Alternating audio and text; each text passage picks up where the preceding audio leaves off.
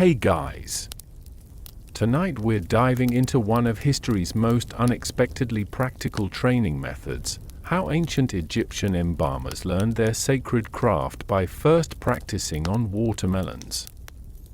Picture yourself standing in the dusty courtyard of an embalming workshop along the Nile, watching nervous apprentices clutch bronze knives while staring down at rows of perfectly ripe watermelons. The air smells of incense and anxiety as these future masters of mummification prepare to make their first cuts, not into human flesh, but into the striped green skin of Egypt's most abundant fruit. You probably won't survive hearing about the sheer number of watermelons that gave their lives for this cause, but here we are anyway. The ancient Egyptians, those overachievers of the afterlife preparation game, understood something we're still learning today: you don't jump straight into brain removal through the nose without a little practice first. So before you get comfortable, take a moment to like the video and subscribe, but only if you genuinely enjoy what I do here. And hey, drop a comment letting me know where you're listening from and what time it is there. I love seeing our global community of insomniacs and history nerds unite. Now, dim the lights, maybe turn on a fan for that soft background hum, and let's ease into tonight's journey together. You find yourself transported to around 2600 BCE, during Egypt's Old Kingdom period, when the art of mummification was becoming increasingly sophisticated. The Great Pyramid of Giza hasn't even been built yet, but already the Egyptians have figured out that preserving bodies for the afterlife requires serious skill. What they've also figured out is that nobody wants their beloved pharaoh's mummification to be someone's first rodeo. Enter the humble watermelon, Citrullus lanatus to the botanically inclined among you. These weren't quite the massive, perfectly round specimens you'd find at a modern grocery store, but rather smaller, more bitter varieties that grew wild along the Nile's fertile banks. The ancient Egyptians had been cultivating them for over 1,000 years by this point, initially more for their water content during long desert journeys than for their sweetness. But some brilliant embalmer, whose name history has unfortunately forgotten, looked at a watermelon one day and had what we might call an aha moment. The fruit's internal structure, with its distinct chambers, seeds arranged in patterns, and flesh that could be carefully separated, bore a striking resemblance to human anatomy. More importantly, it was expendable, abundant, and nobody was going to file a complaint with the pharaoh if you accidentally nicked the wrong part. The training process began with what embalmers called the first cut, a ceremonial moment when apprentices would make their initial incision into a watermelon skin. Masters would gather around, observing hand positioning, knife angle, and the student's ability to maintain steady pressure. You can imagine the tension as young men, some barely out of their teens, tried to prove they had the steady hands necessary for the sacred work ahead. Historians still argue whether this practice was formalized into an actual curriculum or simply evolved as common sense, but evidence suggests it was taken quite seriously. Papyrus fragments from the Middle Kingdom period reference fruit preparation as a prerequisite for advanced embalming training, and archaeological sites near major embalming centers have yielded unusually high concentrations of watermelon seeds, far more than would be expected from normal consumption. The beauty of watermelon training lay in its forgiveness. Unlike human tissue, which tears unpredictably and can't be easily replaced, watermelon flesh responds to cuts in predictable ways. Students could practice the precise, controlled movements required for organ removal without the pressure of working on someone's eternal vessel. They learned to navigate around seeds the way they'd later navigate around ribs, to separate chambers of flesh the way they'd separate organs, and to work with the natural grain of the fruit the way they'd work with human anatomy. What's particularly fascinating is how this practice connected to Egyptian religious beliefs about preparation and purification. The watermelon, with its green exterior and red interior, symbolized the duality of life and death, the outer shell representing earthly existence and the inner flesh representing the life force within. By practicing on watermelons, apprentice embalmers weren't just learning technical skills, they were participating in a symbolic rehearsal of the sacred transformation they'd later perform on human bodies. You settle deeper into this ancient world where the connection between watermelons and human bodies wasn't just practical, it was almost mystical. The more you observe these early embalmers, the more you realize they weren't simply grabbing the nearest available fruit for practice. They had identified something profound about the watermelon's internal architecture that made it the perfect anatomical double. Picture yourself examining a freshly cut watermelon alongside an Egyptian master embalmer named Kimwasit. His weathered hands guide yours as he points out the fruit's natural divisions, how the flesh separates into distinct sections, much like the human torso divides into chest and abdominal cavities. The seeds, he explains, cluster in patterns that mirror how organs nestle together within the body.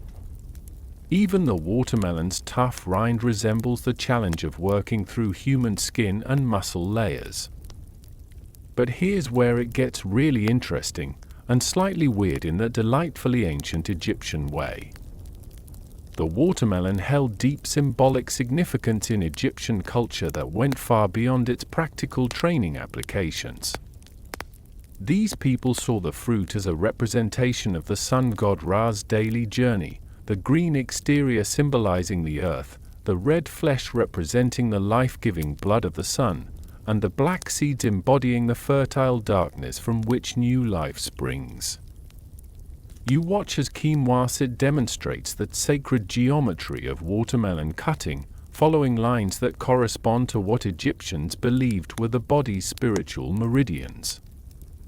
This wasn't just about learning to make clean incisions, it was about understanding the cosmic order that governed both fruit and flesh. The apprentices weren't just practicing surgery, they were rehearsing a ritual that connected earthly preparation to divine transformation.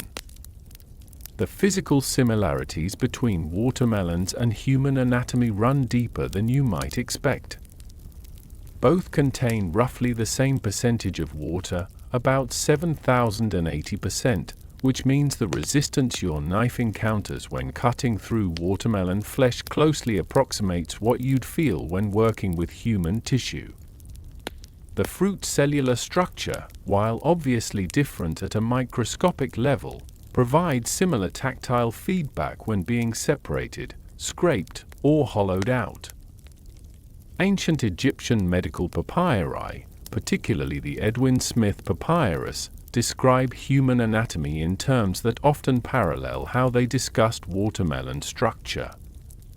They wrote about chambers of the heart and vessels that carry life essence, language that their students would have first encountered while learning to navigate a watermelon's internal compartments and the network of white striations that carry nutrients throughout the fruit. You notice how the master embalmers paid particular attention to teaching students about texture recognition. Human organs each have distinct consistencies. The liver feels different from the lungs, which feel different from the stomach. Watermelons, conveniently, offer a range of textures within a single fruit. The firm flesh near the rind, the softer flesh toward the center, the slippery seeds, and the stringy white portions all provided different tactile experiences that could be mapped onto various human tissues.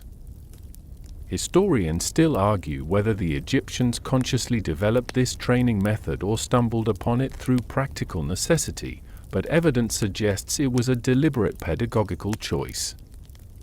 Temple records from Saqqara mention fruit masters who specialized in teaching preliminary techniques, and these instructors held respected positions within the embalming hierarchy, not quite as prestigious as the master embalmers themselves, but certainly above common laborers.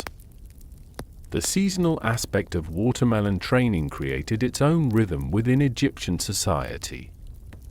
Peak melon season coincided with the Nile's flood period, when regular embalming work slowed down due to transportation difficulties.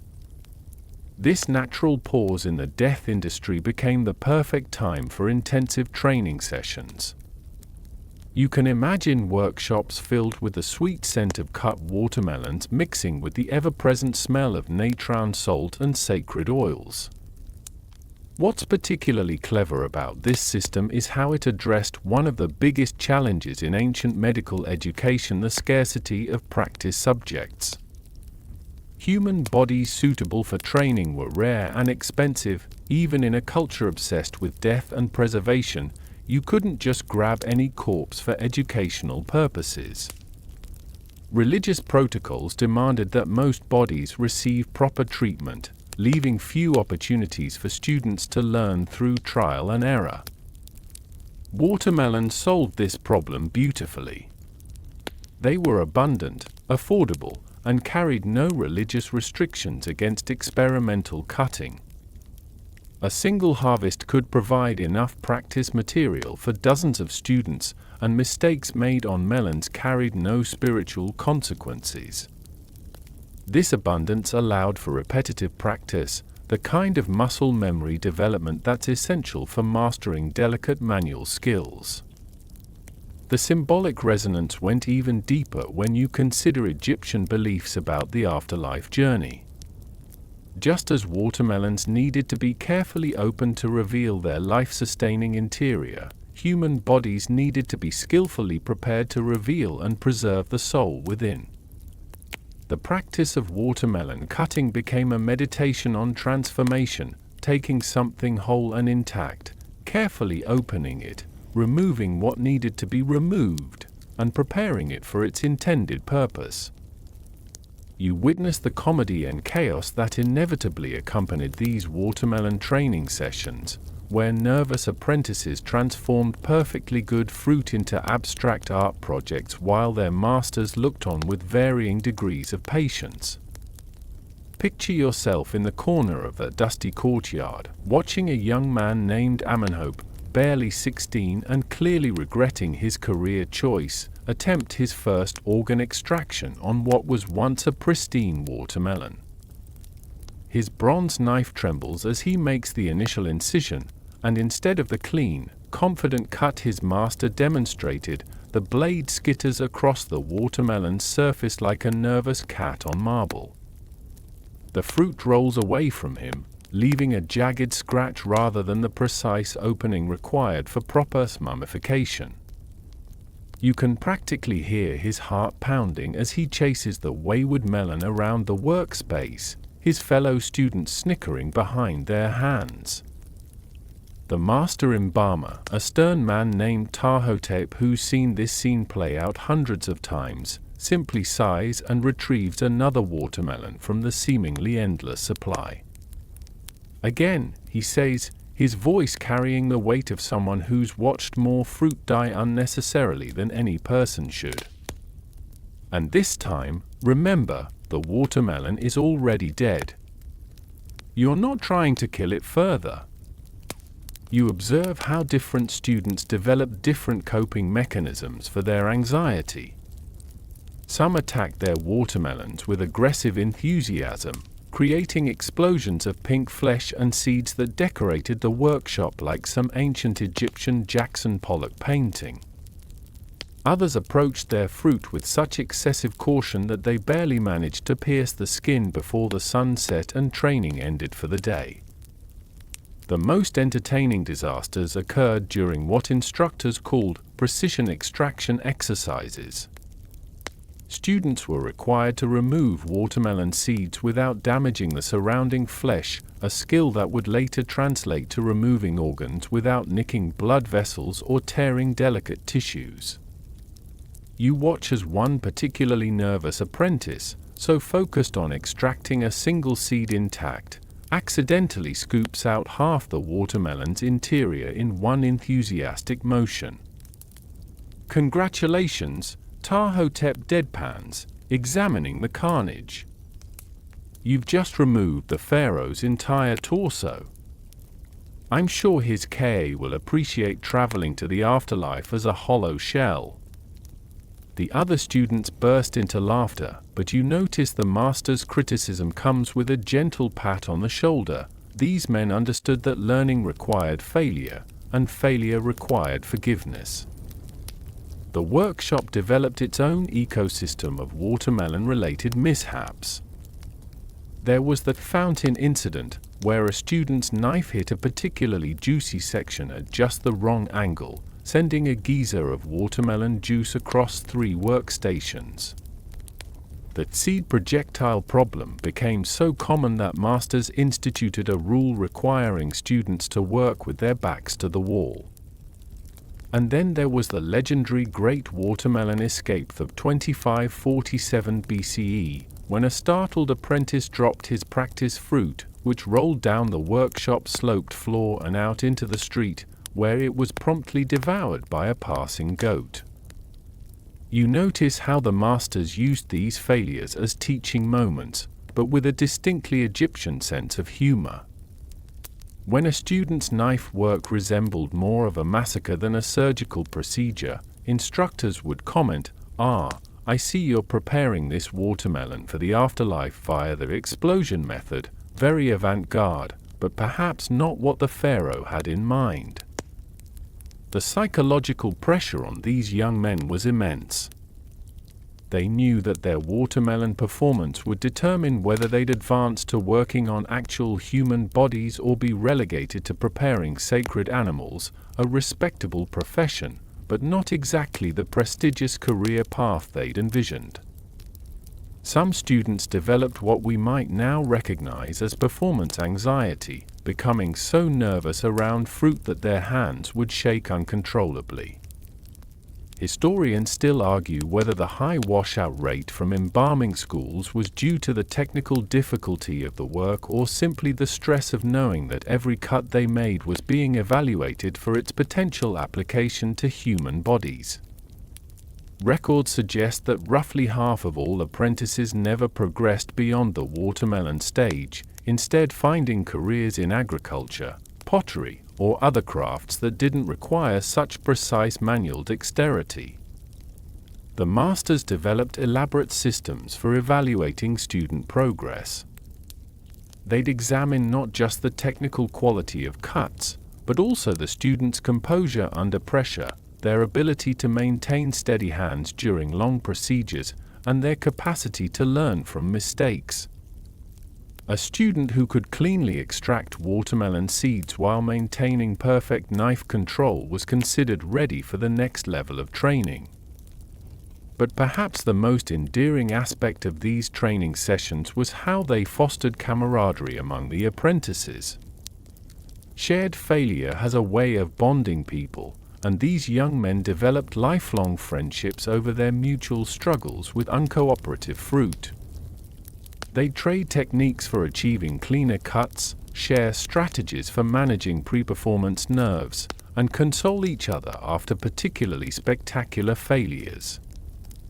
You watch as the day's training session winds down, the workshop floor littered with watermelon debris that would later be swept up and composted for next season's crops.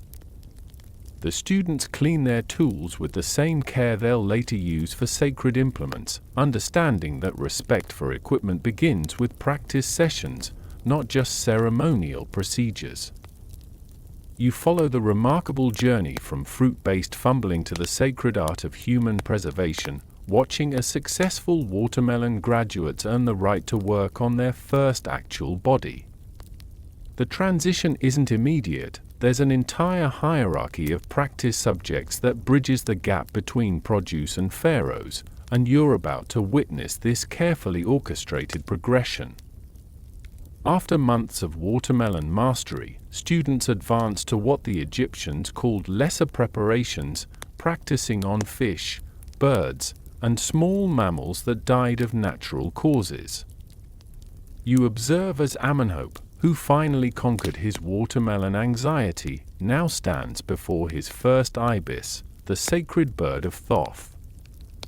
His hands, steady now from countless hours of fruit surgery, make precise incisions that would have been impossible during his early melon massacring days. The skills transfer in ways that still amaze modern medical educators. The muscle memory developed through repetitive watermelon cutting translates directly to working with organic tissue. Students who learn to navigate around watermelon seeds can now carefully work around delicate bird bones. Those who mastered the art of extracting fruit flesh without tearing the skin find themselves naturally adept at removing organs while preserving tissue integrity. You watch as master embalmers evaluate this crucial transition period with the intensity of modern surgical supervisors. They observe not just technical proficiency, but also the student's emotional readiness to work with once living beings. Some apprentices who excelled with watermelon struggle with the psychological shift to actual bodies, while others seem to find their true calling when working with organic tissue. The progression follows a strict protocol that took generations to perfect. After watermelons came fish, their scales providing practice for working around human skin texture, their internal organs offering the first experience with actual biological systems. Then birds, whose hollow bones and air sacs introduced students to the complexity of respiratory systems they'd encounter in human subjects. Small mammals represented the final testing ground before human work. Cats, which died naturally and weren't suitable for sacred mummification, provided practice with mammalian anatomy closest to human structure. You observe students carefully removing tiny organs, their movements now fluid and confident, a far cry from their early watermelon disasters. The moment of transition to human subjects was marked by elaborate ceremony. Students who demonstrated mastery across all practice levels were inducted into the sacred brotherhood of preservation in rituals that combined religious significance with practical assessment. You witness one such ceremony, where Amenhotep and 3 other apprentices stand before the workshop's shrine to Anubis, god of mummification. Master Ptahhotep addresses them with words that have been spoken for generations. You have learned to honor the vessel through practice with nature's gifts. Now you will honor the eternal journey through service to the divine form. The students receive their first set of consecrated tools, bronze knives blessed by temple priests, silver tweezers inscribed with protective hieroglyphs, and linen wrappings that have been soaked in sacred oils. But here's where the watermelon training proves its true value. When these newly graduated embalmers approach their first human subject, usually a middle-class citizen whose family has paid for standard mummification services, their hands don't shake. The countless hours spent perfecting cuts on fruit have created neural pathways that allow them to work with confidence even in this sacred context. You observe the remarkable precision with which these former watermelon students perform their first human mummifications. The initial incision, made along the left side of the abdomen, follows the same principles they learned cutting into melon rinds: steady pressure, controlled depth, respect for the material being worked with. The careful extraction of organs mirrors the seed removal techniques they practiced endlessly on fruit. Historians still argue whether this training method produced better embalmers than other ancient civilizations' approaches, but the evidence suggests Egyptian mummies were remarkably well preserved compared to contemporary efforts elsewhere. The systematic progression from fruit to human seems to have created a level of technical competency that other cultures, lacking such structured training programs, couldn't match. The psychological benefits of the watermelon-to-human progression can't be overstated. By the time students work on actual bodies, they've already processed the emotional challenges of cutting into organic material, removing internal contents, and transforming something whole into something prepared for preservation. The sacred nature of human mummification adds spiritual weight, but the technical anxiety has been largely eliminated through months of fruit-based practice. You notice how this training method also created a unique professional culture among Egyptian embalmers. They shared a common experience of watermelon-based learning that bonded them across generations.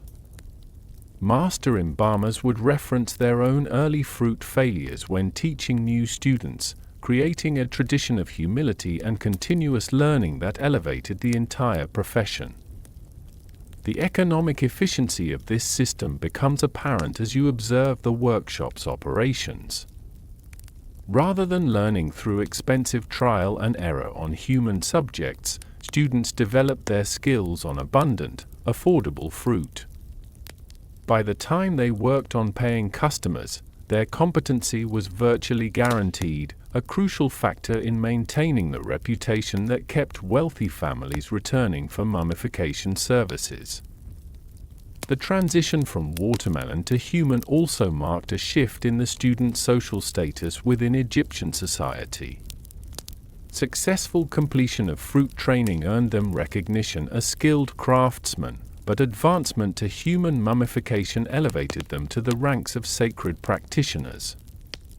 They could now participate in religious ceremonies, interact with priestly classes, and command the respect accorded to those who facilitated the journey to the afterlife.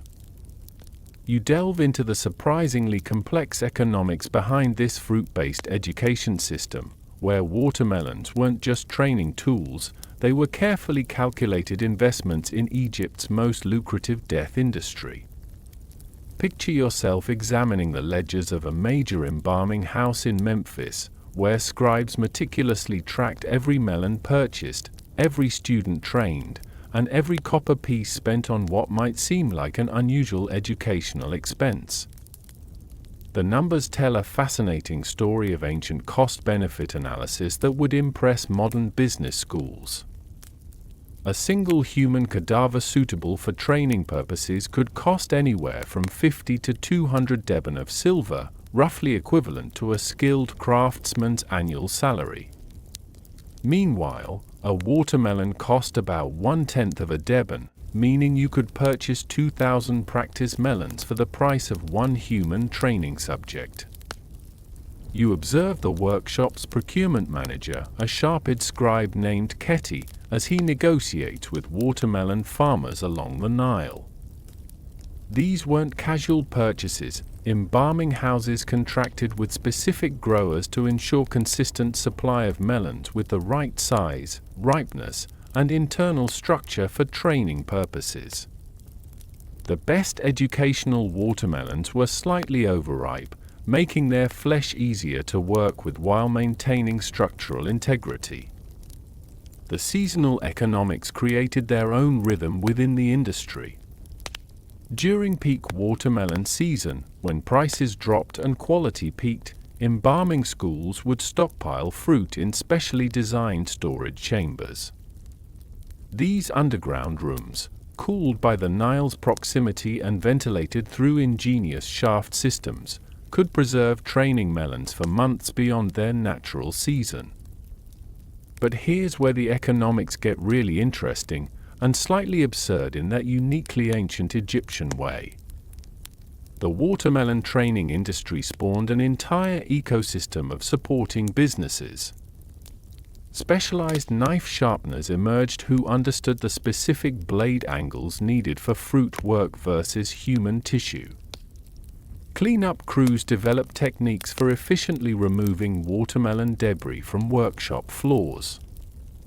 Even waste management became a cottage industry. Watermelon rinds and pulp were sold to farmers as fertilizer, creating a circular economy that minimized training costs. You witness the careful budgeting that went into each student's education. Master embalmers calculated that the average apprentice required approximately 300 watermelons to achieve basic competency, That's roughly 30 deben of silver in fruit costs alone. Add in tool maintenance, workshop space, instructor time, and the occasional replacement of furniture damaged by enthusiastic but inaccurate cutting, and the total investment per student reached about 100 deben. This might seem expensive until you consider the alternative. Training students directly on human subjects would have required not just the enormous cost of cadavers, but also the risk of ruining expensive mummification contracts. A single mistake on a wealthy client's body could result in lawsuits, loss of reputation, and compensation payments that could bankrupt an embalming house. Watermelon training eliminated these catastrophic risks while producing competent practitioners. The return on investment was substantial. A fully trained embalmer could earn between 500 and 2,000 deben annually, depending on their skill level and clientele. The most prestigious embalmers, those who worked on royal mummies, commanded fees that made their watermelon training costs seem trivial. The pharaoh's chief embalmer earned more in a single royal mummification than most people saw in a lifetime. Historians still argue whether this economic model was consciously designed or evolved organically, but evidence suggests Egyptian business minds were quite sophisticated in their approach. Workshop records show detailed tracking of student success rates correlated with training investments, suggesting managers actively optimized their educational spending for maximum return. You notice how the economics influenced the social structure of embalming education. Wealthy families could afford to send their sons through extended watermelon training programs, giving them advantages over students from modest backgrounds who had to master fruit cutting more quickly to minimize costs. This created a class system within the profession, where the most prestigious positions often went to those who could afford the most thorough preparation. The competitive dynamics between embalming houses drove innovation in training efficiency. Workshops that could produce competent embalmers using fewer watermelons gained significant cost advantages over their competitors. This led to the development of specialized training techniques, improved knife designs, and more effective teaching methods, all driven by the economic pressure to minimize fruit consumption while maximizing student competency. The watermelon market itself was transformed by this educational demand. Farmers began cultivating variety specifically for training purposes, selecting for consistent size, optimal flesh density, and reliable seed distribution. These educational melons commanded premium prices compared to regular eating fruit, creating a profitable niche market that supported specialized agricultural practices. You observe how seasonal price fluctuations affected training schedules. When watermelon prices spiked due to poor harvests or increased demand, embalming schools would postpone new student intake or accelerate training programs to reduce fruit consumption. Conversely, bumper crop years led to intensive training sessions where students could practice extensively without concern for costs. The economic ripple effects extended throughout Egyptian society. Successful embalming houses employed not just embalmers, but also watermelon buyers, storage specialists, tool makers, clean-up crews, and administrative staff. The industry supported thousands of jobs beyond the actual mummification work, creating economic stability in communities near major embalming centers. The investment in watermelon training also represented a form of quality assurance that protected the entire industry's reputation. Egyptian mummification services were exported throughout the Mediterranean world, and the consistent quality produced by fruit-trained embalmers helped maintain Egypt's competitive advantage in the international death preparation market. You enter the fascinating world of canopic jar rehearsals, where watermelon seeds and pulp became standings for the most sacred aspects of human preservation, the careful storage of organs destined for the afterlife. Picture yourself watching apprentice embalmers hunched over miniature clay jars, practicing the delicate art of organ placement using watermelon innards as their training materials. The four canopic jars, each protected by a different son of Horus, represented one of mummification's most critical procedures. Imsati guarded the liver, Hapi protected the lungs, Duamutef watched over the stomach, and Kabasanuf safeguarded the intestines. Getting this wrong wasn't just a technical failure, it was a spiritual catastrophe that could doom the deceased's journey through the afterlife. You observe as Master Embalmer Ptahhotep demonstrates the proper technique using watermelon components. The large seeds, he explains, represent major organs like the liver and lungs. The stringy white portions simulate intestinal material. The various densities of flesh throughout the fruit provide practice with different tissue consistencies. Even the watermelon's natural compartmentalization mirrors how human organs nestle together within body cavities. The precision required for this practice seems almost obsessive until you understand the stakes involved. Each organ had to be individually wrapped, treated with specific preservatives, and placed in its designated jar according to strict religious protocols. A liver accidentally placed in the lung jar could theoretically prevent the deceased from breathing in the afterlife, not exactly the kind of mistake you want to make on a paying customer. You watch as students practice that sacred sequence, the specific order in which organs must be removed, processed, and stored. Using watermelon seeds as proxies, they rehearse the careful choreography of mummification: extract, clean, preserve, wrap, and place. The repetitive nature of this training builds muscle memory that will prove crucial when working under the pressure of actual mummification procedures. The watermelon's internal structure provides surprisingly accurate practice for spatial reasoning challenges.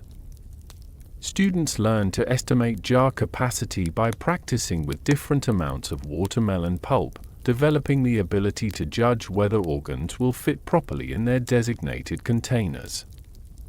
This skill prevents the embarrassing situation of having to cram oversized organs into undersized jars, a problem that apparently occurred more often than ancient Egyptian quality control would have preferred. But here's where the training gets delightfully weird, even by ancient Egyptian standards. Students were required to practice the religious incantations while handling watermelon components, treating fruit pulp with the same reverence they'd later show human organs. You witness young men solemnly chanting prayers to Anubis while carefully arranging watermelon seeds in miniature jars, their faces maintaining the serious expressions required for sacred work. The psychological preparation aspect of this training can't be understated. Working with actual human organs requires a particular mindset, respectful but not squeamish, careful but not hesitant. By practicing with watermelon innards, students gradually acclimated to handling organic material that would later be replaced by human tissue. The transition from fruit to flesh became less jarring when the procedural aspects were already second nature. Historians still argue whether the specific choice of watermelon components for organ simulation was scientifically informed or simply practical convenience, but the results speak for themselves.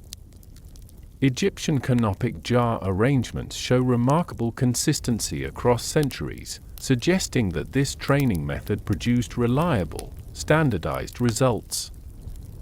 You notice how different watermelon varieties provided different training experiences.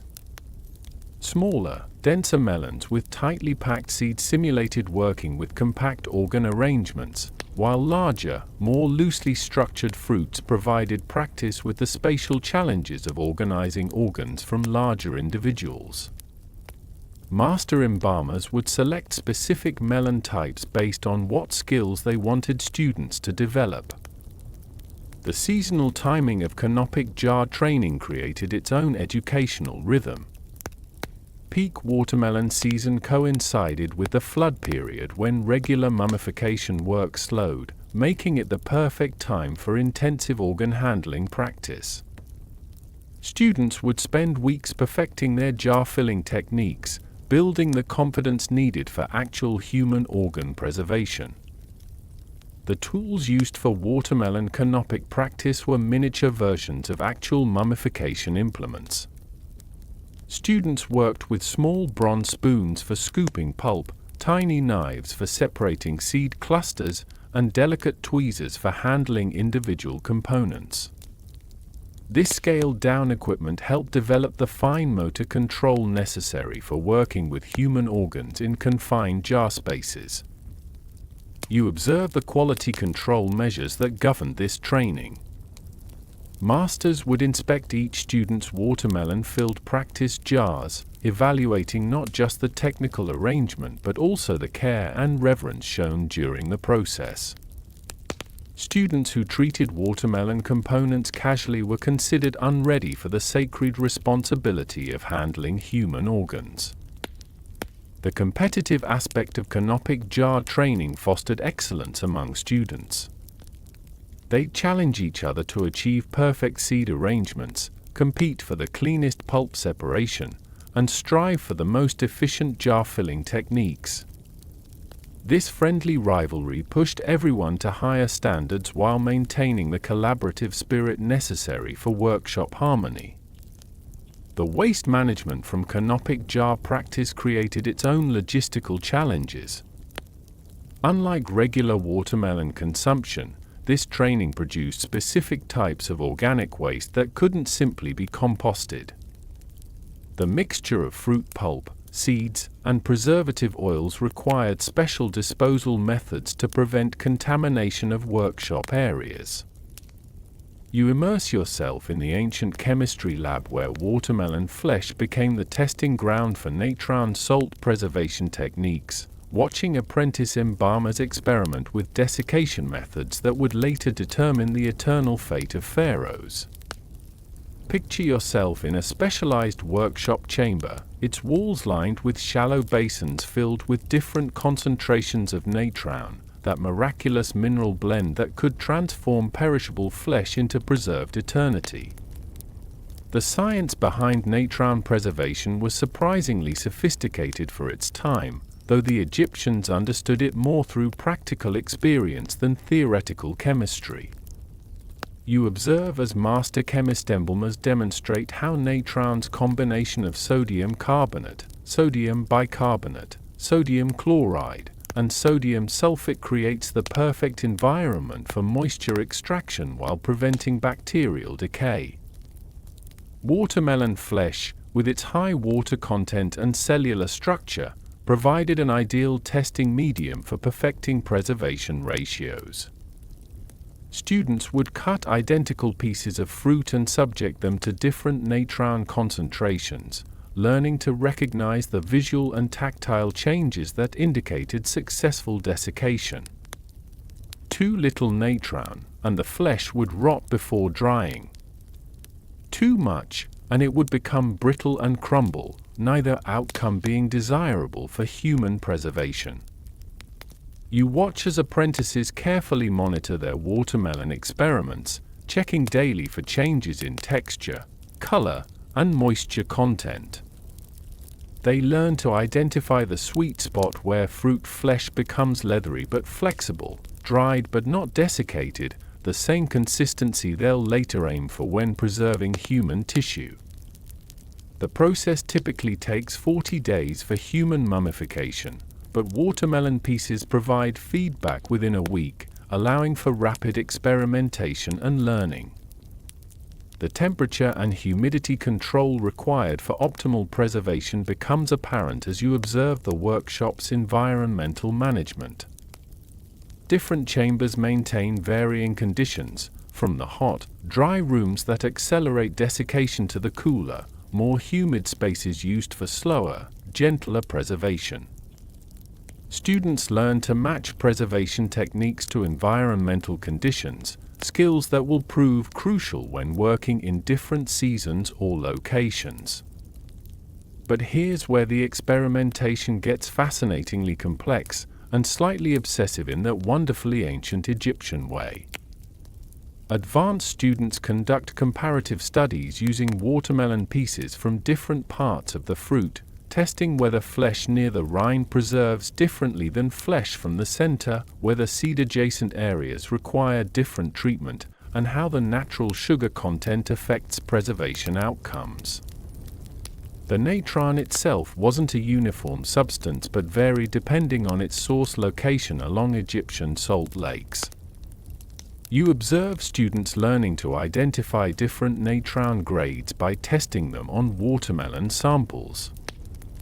High-quality natron from certain deposits produce superior preservation with less tissue damage, while lower-grade varieties required longer processing times or additional treatments.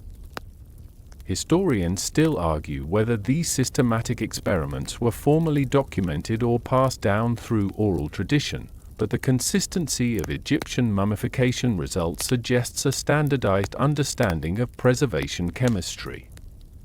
The watermelon testing provided a way to validate techniques before applying them to irreplaceable human subjects. You notice how seasonal variations in watermelon composition affected preservation experiments. Early season melons, with higher water content, required different natron ratios than late season fruits with concentrated sugars. This variability taught students to assess each preservation subject individually rather than applying one-size-fits-all techniques, a skill that would prove invaluable when working with human bodies of different ages, sizes, and conditions. The oil and resin treatments that supplemented natron preservation were also tested on watermelon samples. Students learned to apply cedar oil, palm wine, and various aromatic resins to fruit pieces, observing how these substances interacted with natron-treated flesh. The goal was achieving preservation while maintaining flexibility and preventing the brittleness that could damage wrapped mummies during transport or storage. Quality control in preservation training involved rigorous testing protocols. Students would preserve watermelon samples using their best techniques, then store them for extended periods to evaluate long-term stability. Samples that maintained their integrity after months of storage indicated mastery of preservation chemistry, while those that deteriorated revealed areas needing improvement. The economic implications of perfecting preservation ratios through watermelon testing were substantial. Natron was expensive, imported from specific salt lake regions, and using too much increased mummification costs significantly. Students who learned to achieve optimal preservation with minimal natron usage provided their workshops with competitive advantages in the lucrative mummification market.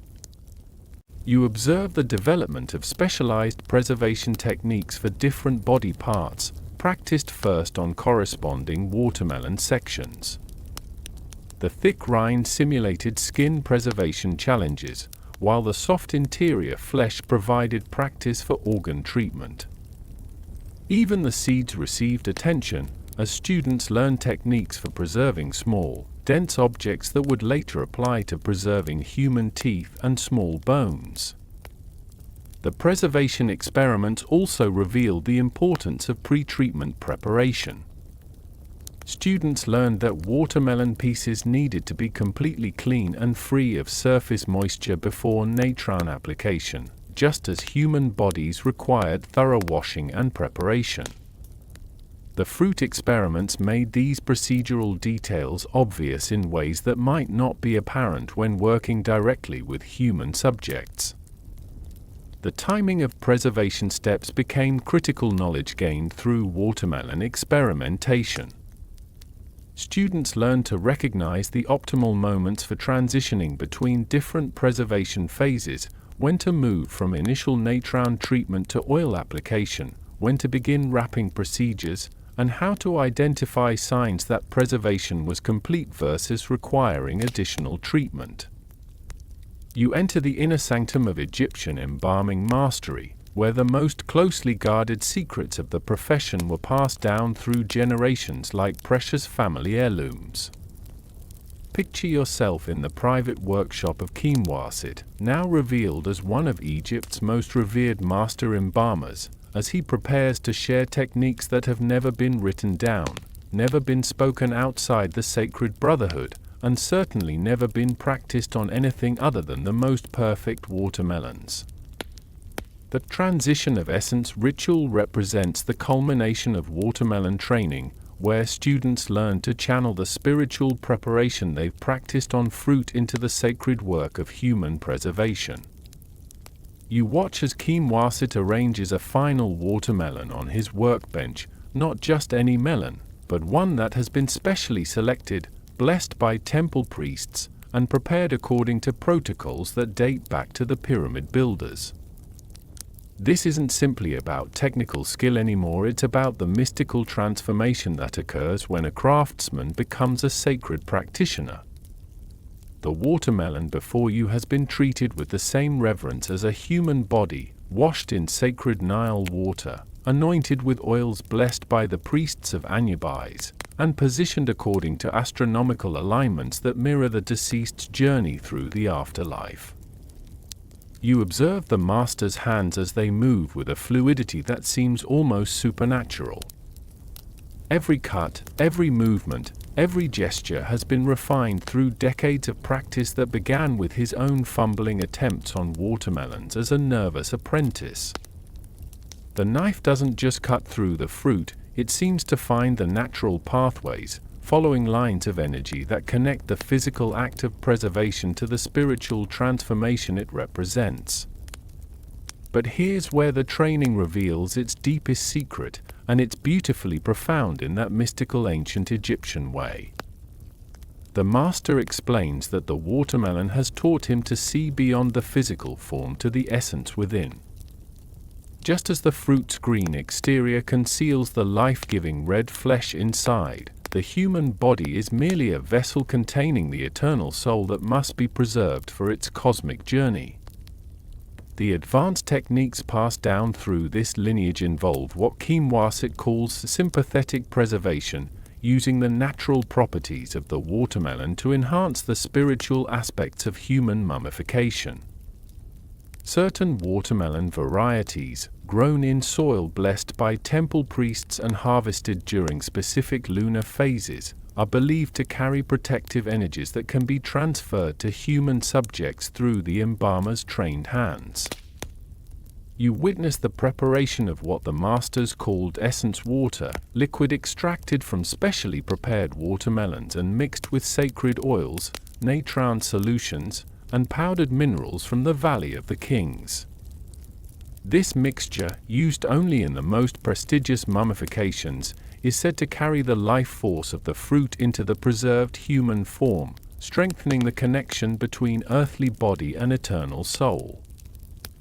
Historians still argue whether these advanced techniques represent genuine spiritual practices or elaborate psychological preparation methods, but their effectiveness in producing superior mummification results is undeniable.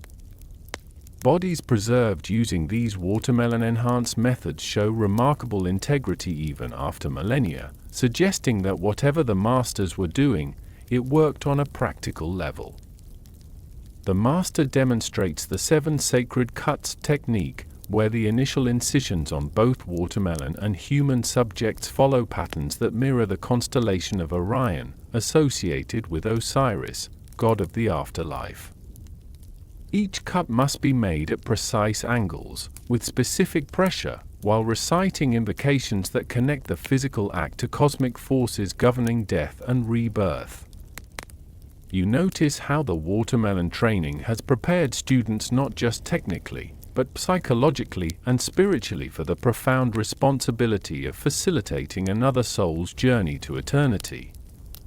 The months of treating fruit with reverence, of practicing sacred procedures on humble melons, have instilled a mindset that sees the divine in the mundane and approaches every preservation task as a sacred duty. The Master's workshop contains watermelons in various stages of experimental preservation, some dried to leather-like consistency, others treated with exotic oils and resins, still others wrapped in linen and stored in miniature sarcophagi.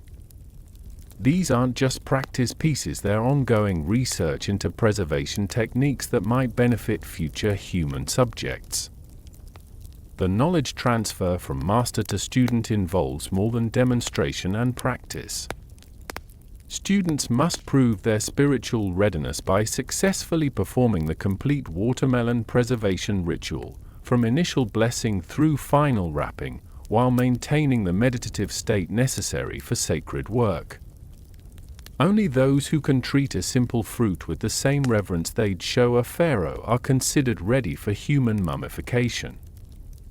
The most advanced technique, known only to the highest-ranking masters, involves using watermelon preservation as a form of divination. By observing how fruit responds to different treatments, experienced embalmers claim they can predict challenges they'll encounter with specific human subjects and adjust their techniques accordingly. Whether this represents genuine mystical insight or simply the pattern recognition of experienced practitioners remains a mystery.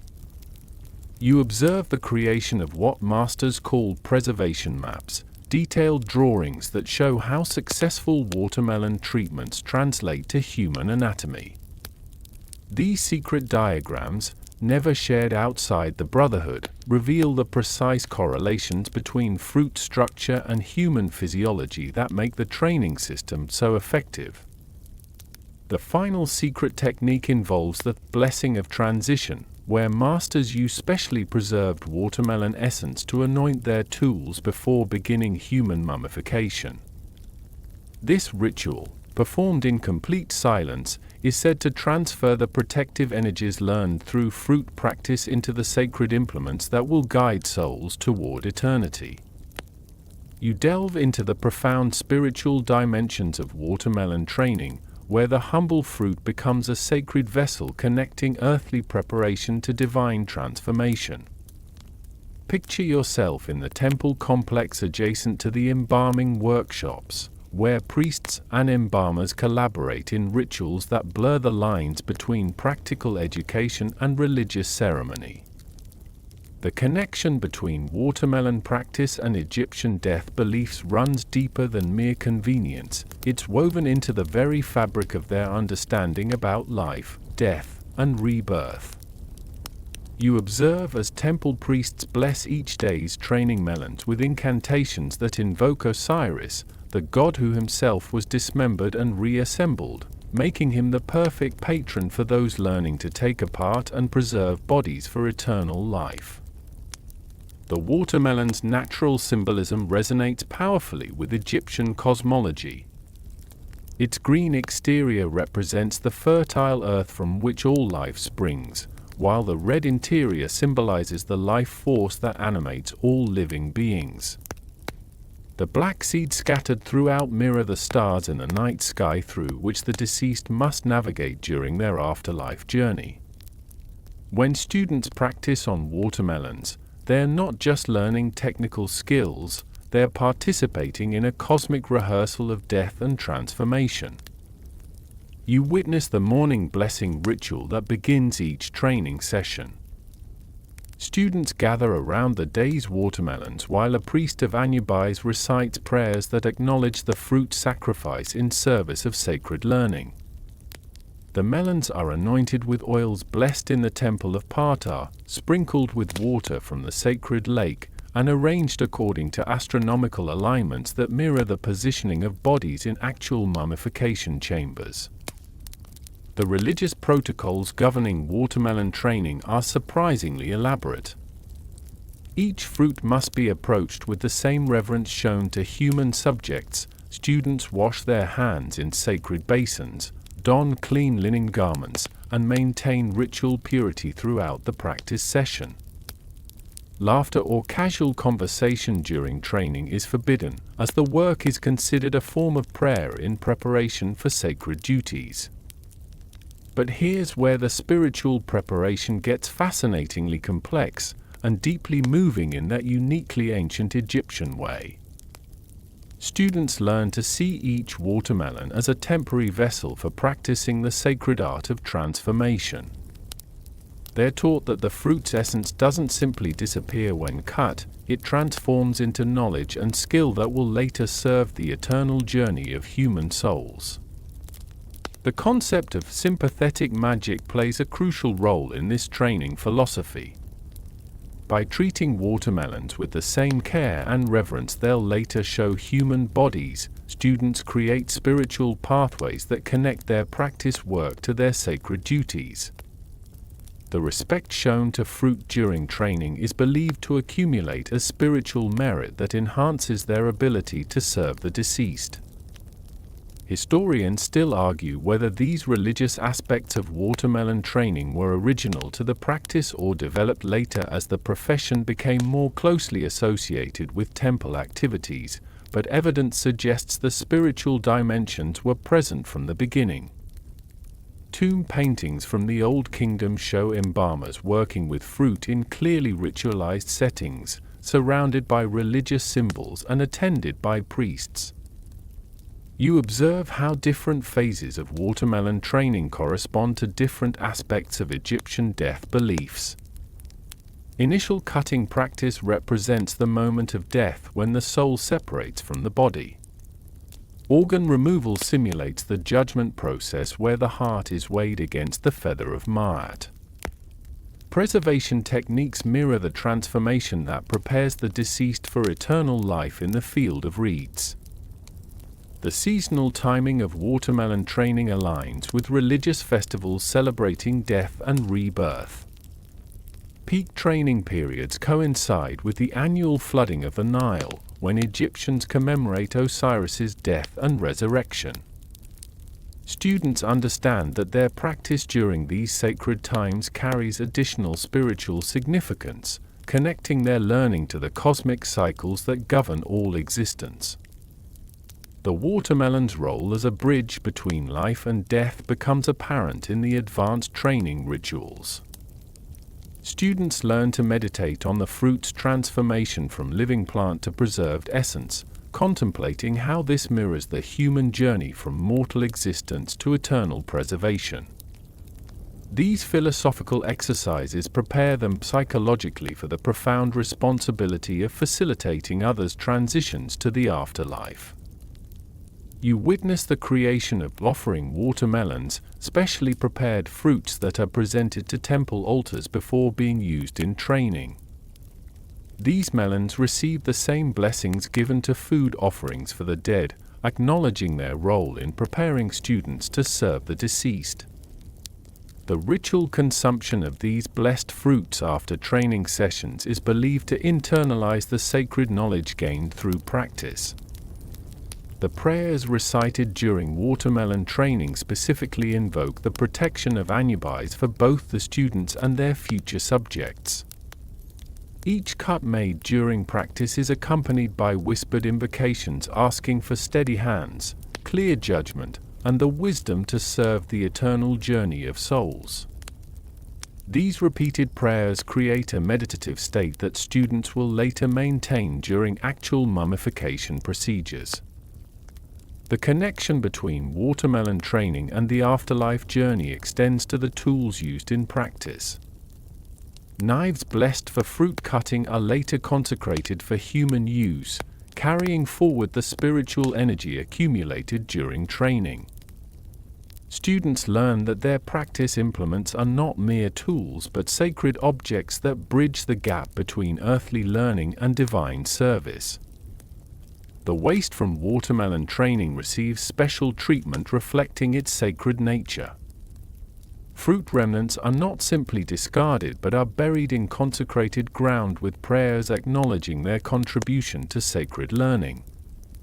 This ritual disposal reinforces the understanding that even practice materials deserve respect when used in service of eternal preservation. You enter the fascinating world of ancient Egyptian tool development, where every bronze knife, silver probe, and linen wrap was first tested and perfected through countless hours of watermelon experimentation.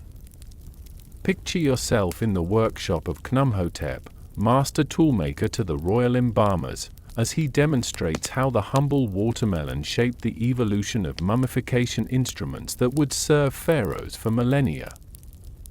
The bronze knives used in mummification weren't simply adapted from existing surgical or culinary tools, they were specifically designed based on feedback from watermelon training sessions. You observe as Khnumhotep explains how different blade angles, edge geometries, and handle designs were tested first on fruit before being approved for human use. The curved incision knife, essential for the initial abdominal opening, was refined through hundreds of watermelon cuts to achieve the perfect balance of control and cutting efficiency. The resistance encountered when cutting through watermelon rind closely approximates that of human skin, making fruit practice invaluable for tool development.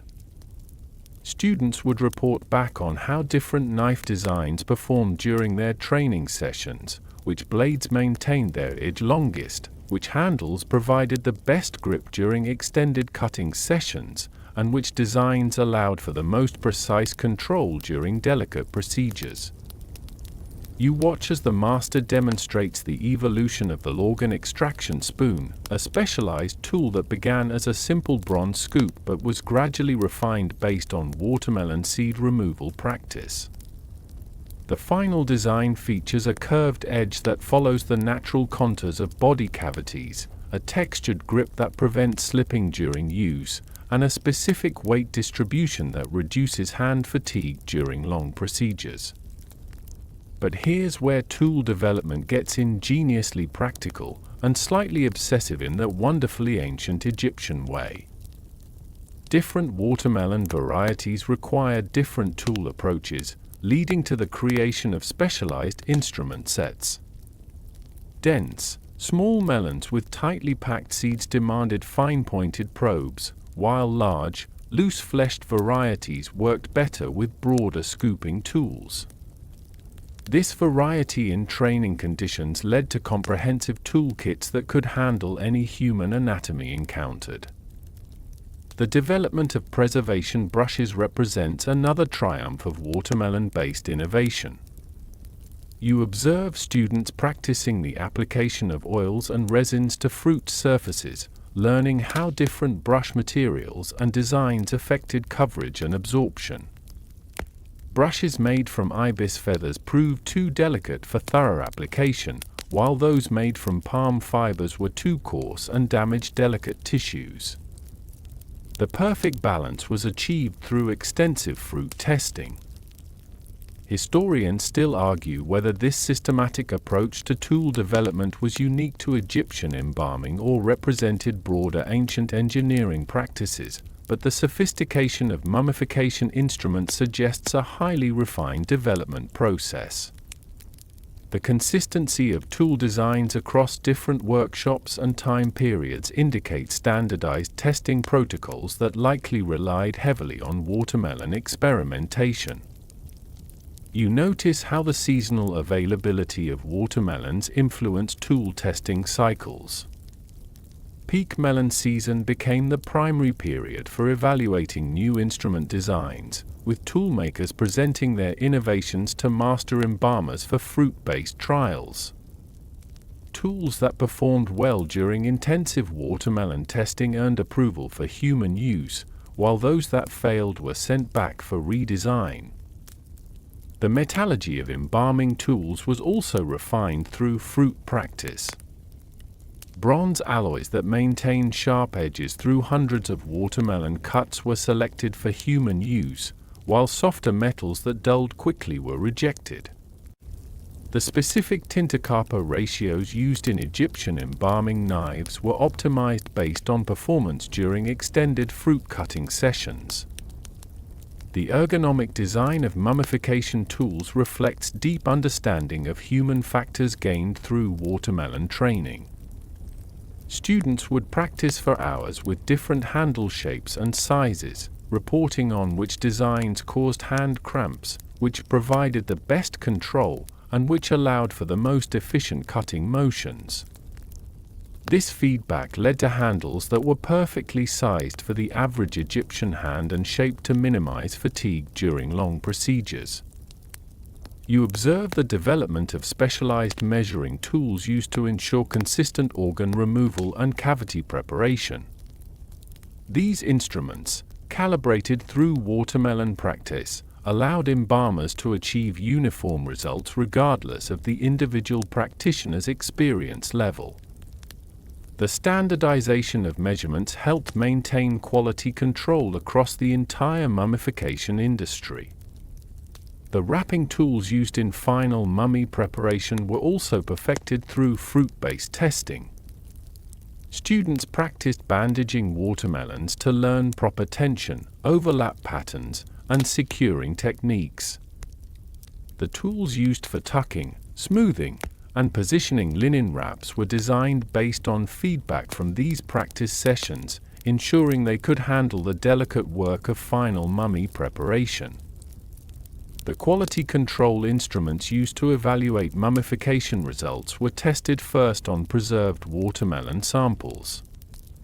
Probes for checking tissue consistency, measuring devices for verifying proper desiccation, and inspection tools for identifying potential problems were all calibrated using fruit that had undergone various preservation treatments. You witness the creation of tool maintenance protocols based on watermelon training experiences.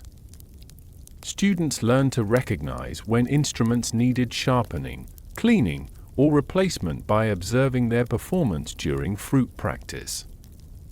This knowledge prevented tool failures during actual mummification procedures, where equipment problems could have catastrophic consequences. The storage and organization systems for embalming tools were designed around the workflow patterns observed during watermelon training. Tool racks, cleaning stations, and instrument layouts were optimized based on the movement patterns students developed during their fruit-based education, creating workshops that supported efficient and safe mummification procedures. The training tools themselves, the practice knives, spoons, and brushes used exclusively for watermelon work, were designed as scaled-down versions of actual mummification instruments. This allowed students to develop muscle memory and technique using tools that closely approximated their future professional equipment while minimizing the cost and risk associated with using full-scale instruments during training. You step into the role of quality inspector in ancient Egypt's most rigorous educational system, where watermelon performance determined whether aspiring embalmers would advance to sacred human work or find themselves redirected to less prestigious careers in agriculture. Picture yourself beside Master Evaluator Amenemheb as he conducts the monthly assessments that could make or break a young man's dreams of joining the sacred brotherhood of preservation. The evaluation criteria were surprisingly sophisticated, going far beyond simple technical competency to assess psychological readiness, spiritual preparation, and the indefinable quality Egyptians called steady heart, the ability to remain calm and focused while performing delicate work under pressure. You observe as students present their best watermelon work for inspection, their futures hanging in the balance of how cleanly they've extracted seeds and how reverently they've treated their practice fruit. Amenemheb examines each watermelon with the intensity of a modern surgical supervisor reviewing a resident's work. He checks the precision of incisions, evaluating whether cuts follow proper anatomical lines and maintain consistent depth. The extraction sites are inspected for tissue damage, ragged edges or torn flesh indicate insufficient knife control and suggest the student isn't ready for human subjects. Even the arrangement of removed seeds receives scrutiny, as proper organization demonstrates the methodical thinking essential for complex mummification procedures. But here's where the evaluation process gets fascinatingly comprehensive and slightly nerve-wracking in that uniquely ancient Egyptian way.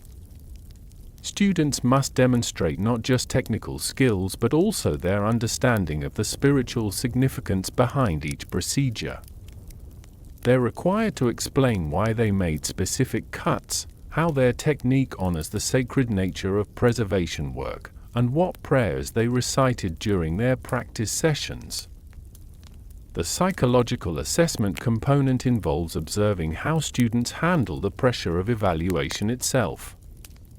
Those who become flustered, defensive, or careless under scrutiny are considered unsuitable for the high-stress environment of actual mummification work.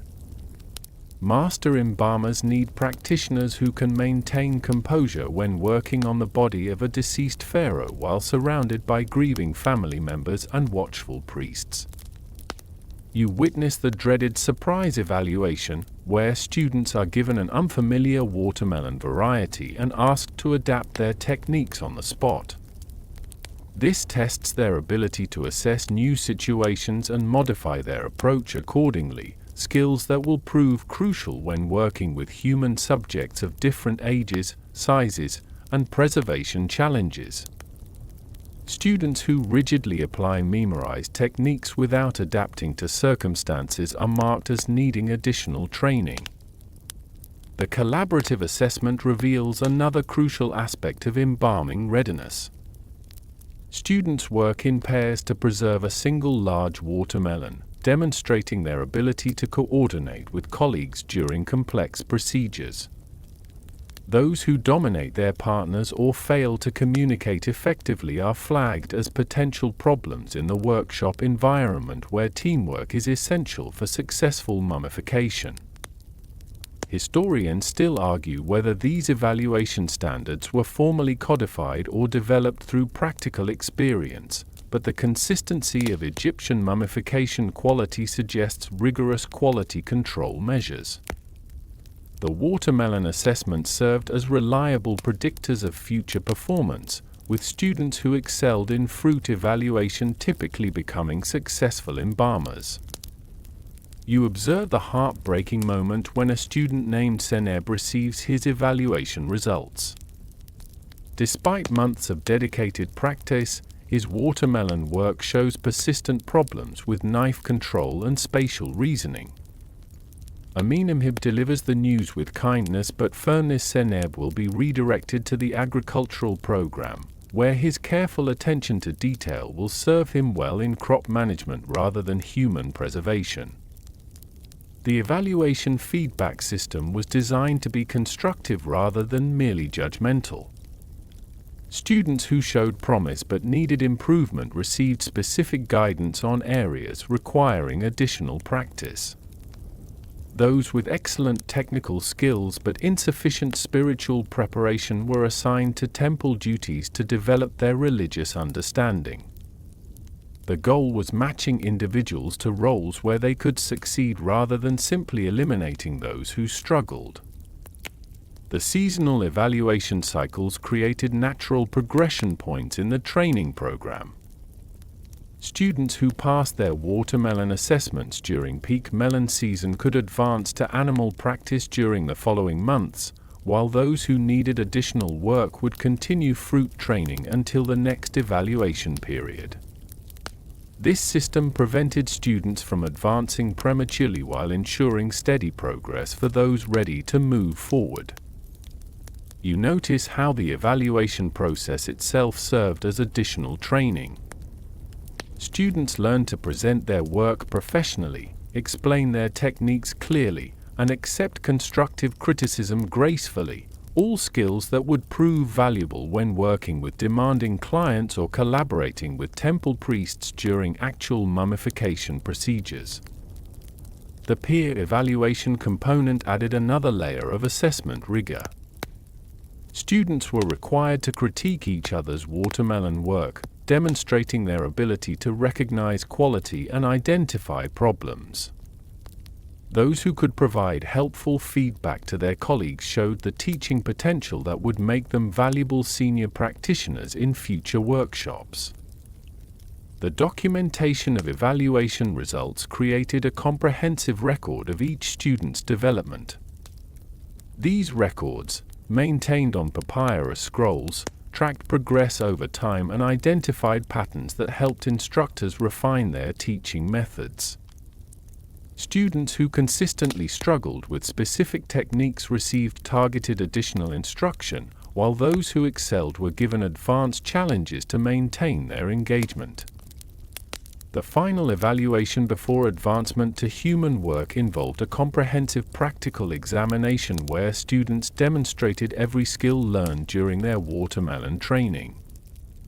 They had to perform a complete mummification of a large watermelon, including proper incisions, organ removal, preservation treatment, and wrapping, all while maintaining the reverent demeanor required for sacred work. The pass rates for these evaluations were deliberately kept low to maintain the prestige and quality of the embalming profession. Only about 1 in 3 students who began watermelon training ultimately advanced to human mummification work, ensuring that those who did achieve this level had demonstrated exceptional competency and dedication. You immerse yourself in the agricultural rhythms that governed ancient Egypt's most unusual educational calendar, where the timing of watermelon harvests determined when future embalmers could begin their sacred training. Picture yourself standing in the fertile fields along the Nile during the season of Shimu, watching farmers carefully select the perfect melons that will soon become the foundation of mummification education. The agricultural cycle created a natural ebb and flow in embalming education that synchronized with Egypt's broader seasonal patterns.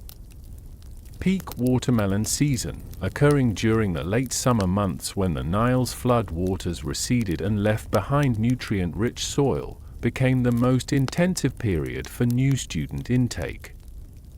You observe as master embalmers travel from workshop to workshop, evaluating the year's melon crop and negotiating contracts with farmers for the choicest educational fruit.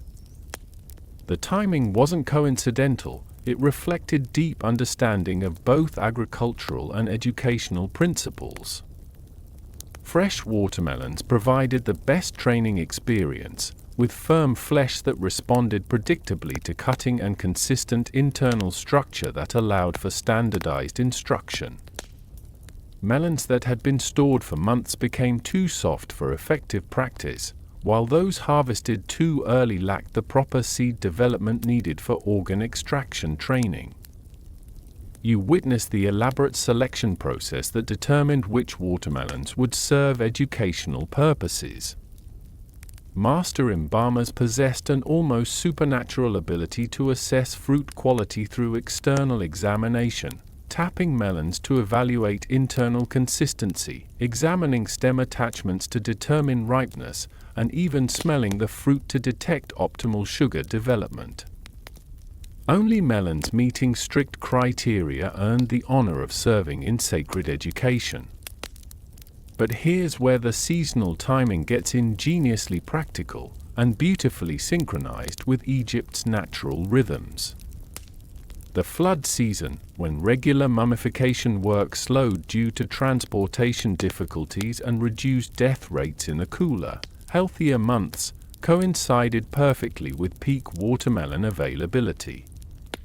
This natural pause in the death industry created ideal conditions for intensive training programs. The agricultural partnerships between embalming schools and watermelon farmers evolved into sophisticated business relationships. Farmers would reserve portions of their field specifically for educational fruit, cultivating varieties selected for training rather than eating. These school melons were grown using techniques that optimized internal structure and consistency rather than sweetness or size, creating fruit perfectly suited for educational purposes.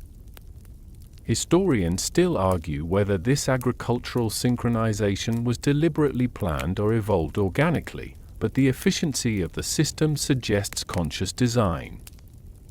The timing allowed for maximum training intensity during periods when experienced embalmers had time to teach, students could focus on learning without competing demands, and the highest quality practice materials were readily available. You observe the harvest rituals that mark the beginning of each training season. Temple priests would bless the first watermelon selected for educational use, acknowledging their sacrifice in service of sacred learning. These ceremonies connected the agricultural cycle to the spiritual aspects of embalming education, reinforcing the understanding that even practice materials deserved reverence and respect. The storage and preservation of educational watermelons required specialized facilities and techniques. You witness the construction of underground chambers designed to maintain optimal temperature and humidity for extending the useful life of training fruit. These storage systems, cooled by proximity to the Nile and ventilated through ingenious shaft networks, could preserve watermelons for months beyond their natural season. The quality control measures applied to educational watermelons were as rigorous as those used for human mummification supplies. Each melon was individually inspected, catalogued, and assigned to specific training purposes based on its characteristics.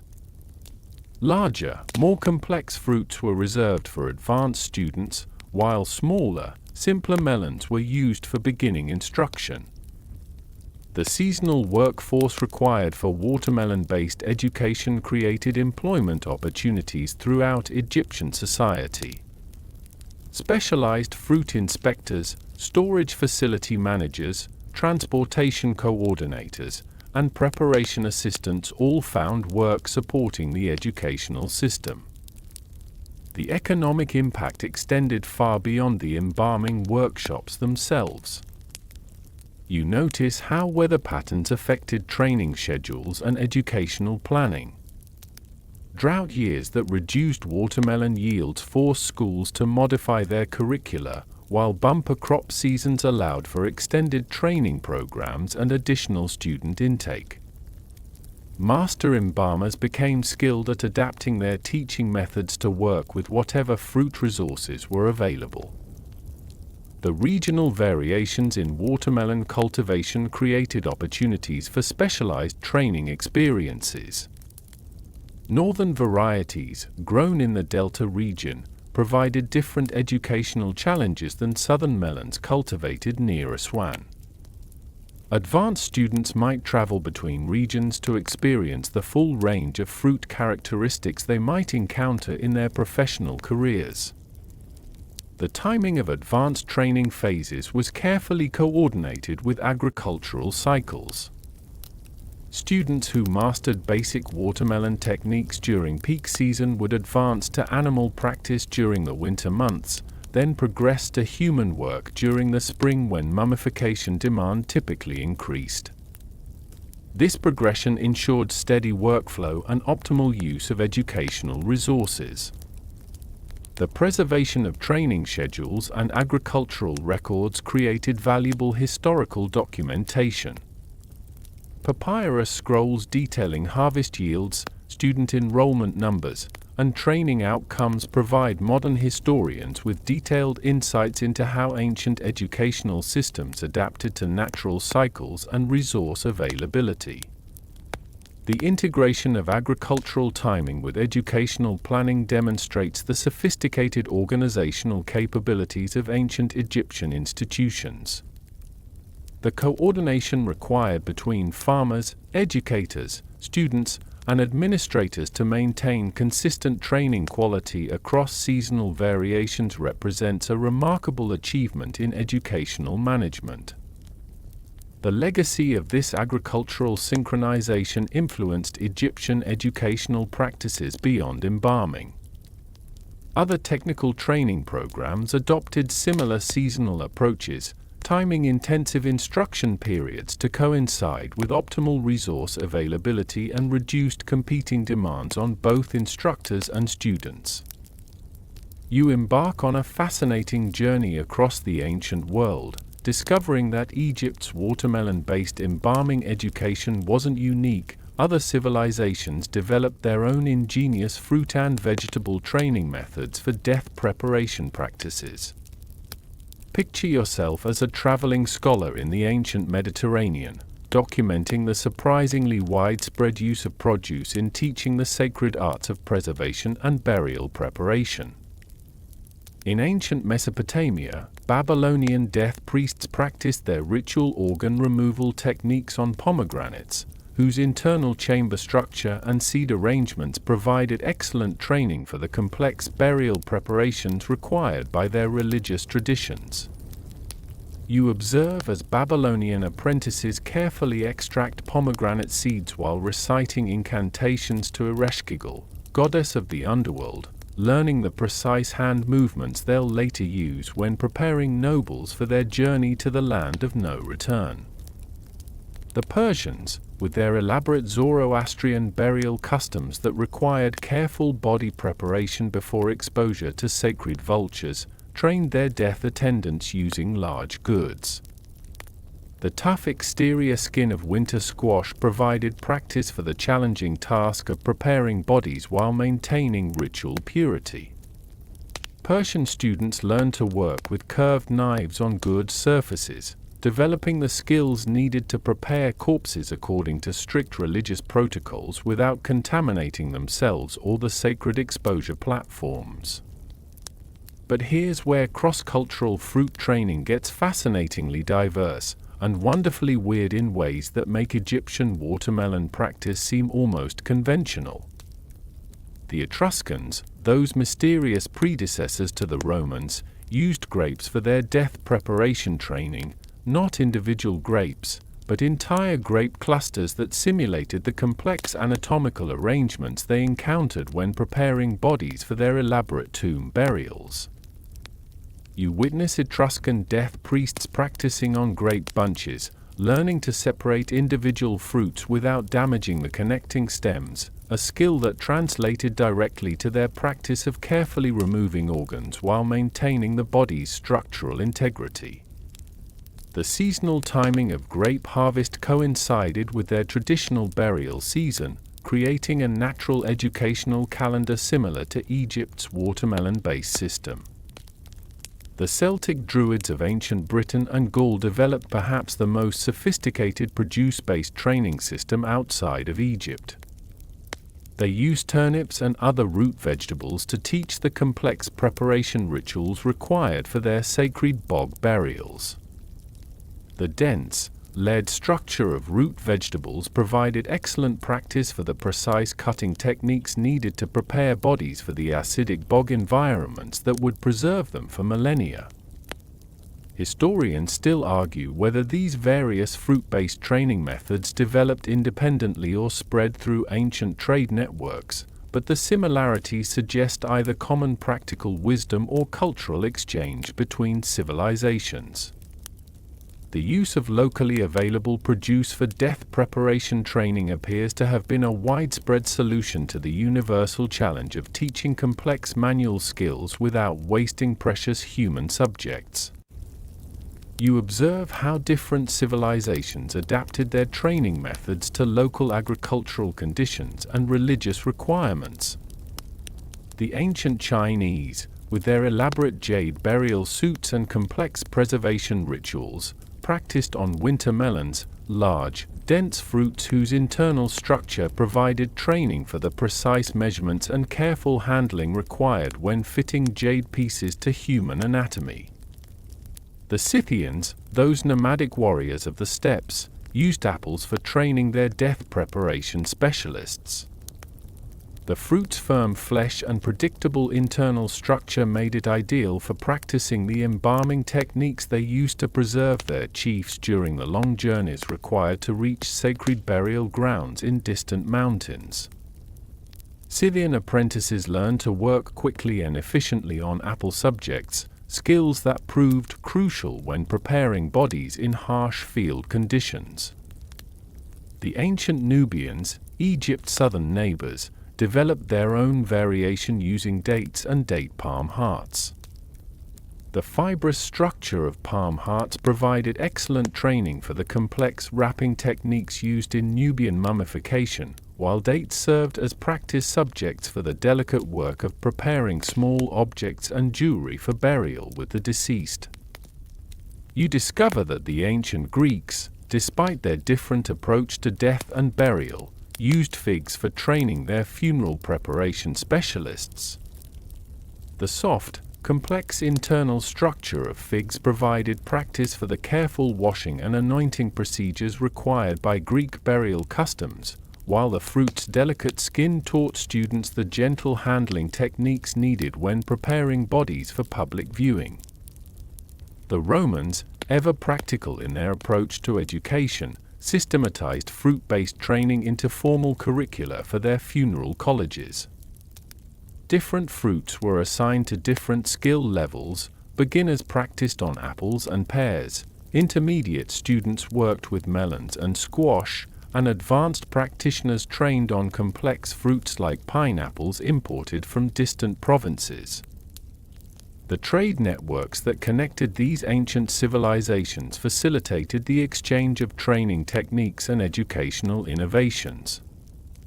You observe how Egyptian embalming masters traveling to foreign courts would share their watermelon training methods, while foreign death preparation specialists visiting Egypt would demonstrate their own fruit-based educational approaches. The seasonal coordination of fruit-based training created international educational calendars that influenced diplomatic and trade relationships. Embassies and cultural exchanges were often timed to coincide with peak training seasons, allowing for maximum knowledge transfer between civilizations with different agricultural cycles and fruit availability. The documentation of these various training methods in ancient texts provides fascinating insights into how different cultures approached the universal challenge of death preparation education. Babylonian cuneiform tablets, Egyptian papyri, and Greek pottery all contain references to fruit-based training, suggesting these methods were considered important enough to record for posterity. The legacy of produce-based death preparation training influenced medical education throughout the ancient world. The careful hand-eye coordination, precise cutting techniques, and respectful handling of organic materials learned through fruit practice provided excellent preparation for surgical procedures and medical treatments that had nothing to do with death preparation. You step into the role of a modern archaeological detective, examining the fascinating evidence that confirms the watermelon training theory through recent discoveries that have revolutionized our understanding of ancient Egyptian educational practices. Picture yourself in a dusty excavation site near Saqqara, where a team of archaeologists has just uncovered what appears to be an intact embalming school workshop, complete with preserved training materials that have survived over 4,000 years. The breakthrough discovery came in 2019 when ground-penetrating radar revealed an unusual chamber beneath a known embalming complex. Unlike typical burial sites or storage areas, this space contained rows of small workstations arranged in a classroom-like configuration, each equipped with miniature bronze tools and what initially appeared to be desiccated organic material. Carbon dating and botanical analysis revealed the shocking truth: these were preserved watermelon remains, still arranged on ancient workbenches exactly as students had left them.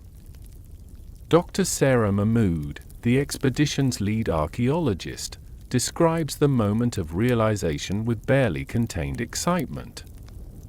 The organic material wasn't random food waste or offering remnants, but carefully arranged fruit pieces showing clear evidence of systematic cutting practice. Some specimens displayed the precise incision patterns described in ancient papyri, while others showed the hesitant, irregular cuts typical of beginning students learning their craft. But here's where the archaeological evidence gets absolutely mind-blowing and beautifully validates what scholars had only theorized from textual sources. The preserved watermelon pieces were found alongside miniature canopic jars filled with desiccated seeds and pulp, arranged in the exact 4-jar configuration used for human organ storage. The correlation between fruit practice and actual mummification procedures was literally preserved in the archaeological record. The tool analysis provides equally compelling evidence for the watermelon training theory. Bronze knives found at the site show wear patterns consistent with extensive fruit cutting rather than human tissue work. Microscopic analysis revealed watermelon fiber residue embedded in the metal, while the blade edges showed the specific type of dulling that occurs from cutting through tough fruit rinds rather than softer organic tissues. You examine the papyrus fragments discovered in the same chamber, which contain what appear to be student evaluation records. The hieroglyphic text includes phrases like "steady hand with the sacred fruit" and shows proper reverence during melon preparation, providing direct textual evidence that watermelon training was not only practiced but formally assessed and documented. Historians still argue whether this single site represents typical embalming education or an exceptional case, but subsequent excavations at other locations have revealed similar evidence. Sites near Memphis, Thebes, and Abydos have all yielded watermelon remains in contexts clearly associated with embalming education rather than food consumption or religious offerings. The preservation conditions that allowed these organic materials to survive are themselves remarkable. The workshop's location in a naturally dry chamber, combined with the natron salts used in training exercises, created an environment that mummified the practice materials along with everything else in the room. The irony that watermelon training materials were preserved using the same techniques students practiced on them is not lost on modern researchers. The statistical analysis of the preserved fruit remains reveals fascinating insights into ancient educational practices. Different workstations show varying levels of skill development, from crude beginner attempts to sophisticated advanced work that rivals the precision found in actual human mummies. The progression of skill development visible in the archaeological record matches perfectly with the training sequences described in ancient texts. You observe the careful documentation process as researchers catalogue each preserved specimen. The watermelon pieces are photographed, measured, and analyzed using techniques that would have amazed ancient Egyptian embalmers. CT scans reveal internal cut patterns, while chemical analysis identifies the specific preservation treatments used during training exercises. The discovery of specialized storage jars designed specifically for watermelon preservation provides additional evidence for the systematic nature of this training method. These containers, smaller than typical food storage vessels but larger than cosmetic jars, appear to have been designed specifically for maintaining training fruit in optimal condition for extended periods. The workshop layout itself tells a story of sophisticated educational organization. Workstations are arranged to allow for instructor supervision while providing adequate space for student practice. Storage areas for tools and materials are positioned for efficient access, while waste disposal systems show evidence of the massive amounts of organic debris generated by intensive fruit-based training. The dating of the site places it firmly within the Middle Kingdom period, when Egyptian mummification techniques were reaching their peak of sophistication. This timing suggests that watermelon training was not a primitive early experiment but a refined educational method used during the height of Egyptian embalming expertise. The international significance of these discoveries extends beyond Egyptology. The evidence for systematic fruit-based training has prompted archaeologists to re-examine similar sites in other ancient civilizations, leading to discoveries of comparable educational practices in Mesopotamia, Persia, and other cultures that practiced complex death preparation rituals. The preservation techniques used on the training materials themselves demonstrate the high level of chemical knowledge possessed by ancient Egyptian educators. The watermelon specimens show evidence of experimental preservation methods that go beyond simple desiccation, suggesting that training exercises also served as research opportunities for developing new mummification techniques. The modern implications of these discoveries are profound for understanding ancient educational methods. The systematic, hands-on approach to teaching complex manual skills through abundant, expendable practice materials represents a sophisticated pedagogical strategy that modern medical schools are now studying for potential applications in contemporary surgical training. The ongoing analysis of these archaeological treasures continues to reveal new insights into ancient Egyptian society. Each preserved watermelon piece, each miniature tool, each fragment of student evaluation papyrus adds another piece to the puzzle of how one of history's most sophisticated civilizations approached the challenge of education and skill development. You arrive at the culmination of this remarkable journey through ancient Egyptian ingenuity, where the humble watermelon's role in shaping one of history's most sophisticated preservation practices reveals profound truths about human learning, cultural transmission, and the unexpected connections that bind practical education to sacred purpose. Picture yourself standing in the restored workshop at Saqqara, where modern visitors can now witness the exact spots where nervous apprentices once transformed from fruit-fumbling novices into masters of eternal preservation. The legacy of watermelon-based embalming education extends far beyond its original purpose, influencing educational practices that continue to shape how we teach complex manual skills today. Modern medical schools have begun incorporating similar principles into their surgical training programs, using synthetic materials and simulation techniques that echo the ancient Egyptian understanding that mastery requires extensive practice on expendable subjects before advancing to irreplaceable ones. The psychological insights embedded in this ancient training method remain remarkably relevant.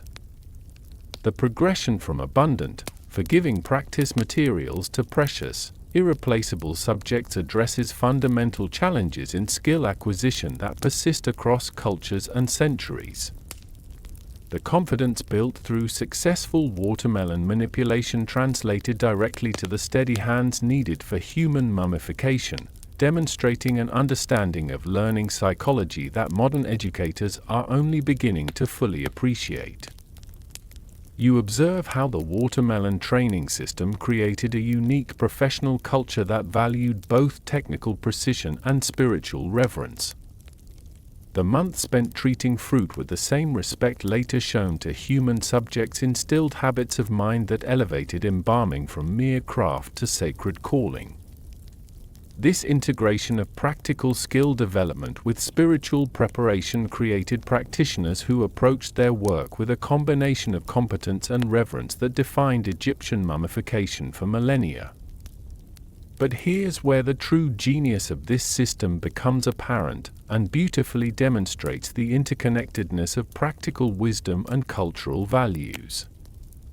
The watermelon training wasn't just about developing manual dexterity. It was about creating a mindset that could see the sacred in the mundane, the eternal in the temporary, and the profound responsibility inherent in preparing souls for their cosmic journey. The economic efficiency of the system created sustainable educational practices that could train large numbers of skilled practitioners without depleting scarce resources or compromising quality. The abundance of watermelons during peak season allowed for the kind of repetitive practice essential for developing muscle memory, while the seasonal timing created natural progression points that synchronized with Egypt's broader cultural and religious rhythms. Historians still argue whether the full implications of this training method were consciously understood by its ancient practitioners, but the results speak for themselves. Egyptian mummification achieved a level of technical sophistication and consistency that remained unmatched for thousands of years, suggesting that whatever the embalmers were doing, it worked on every level that mattered. The cross-cultural influence of Egyptian embalming practices, facilitated by the confidence and competence of watermelon-trained practitioners, spread throughout the ancient world. Diplomatic marriages, trade relationships, and cultural exchanges carried Egyptian preservation techniques to distant lands, where local adaptations created the diverse fruit-based training methods you've witnessed throughout this journey. The documentation and preservation of this knowledge through both written records and archaeological evidence demonstrates the ancient Egyptian commitment to educational excellence.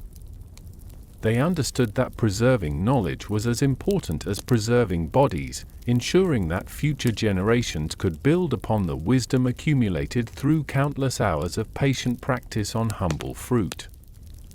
The modern rediscovery of these practices through archaeological investigation reveals the importance of looking beyond obvious explanations to understand the full complexity of ancient achievements.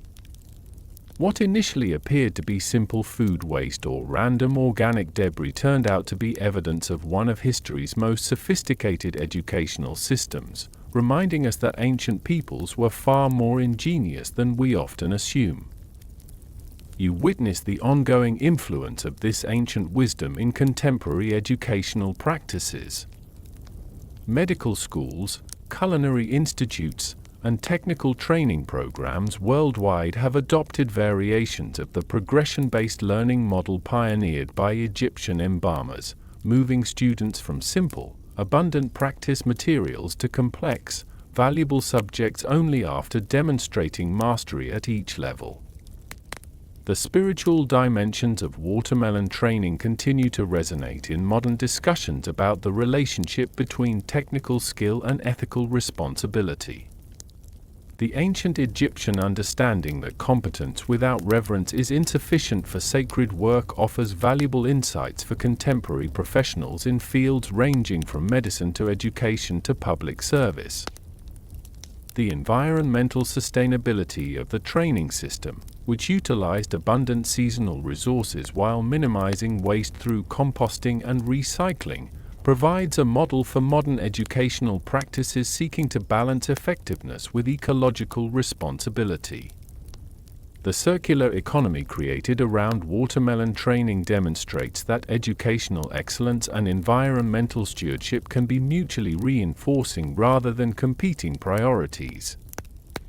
The preservation of this knowledge through multiple channels, written records, archaeological evidence, and cultural transmission illustrates the importance of redundant documentation systems for maintaining educational traditions across generations. The ancient Egyptians understood that knowledge, like bodies, requires careful preservation to survive the passage of time.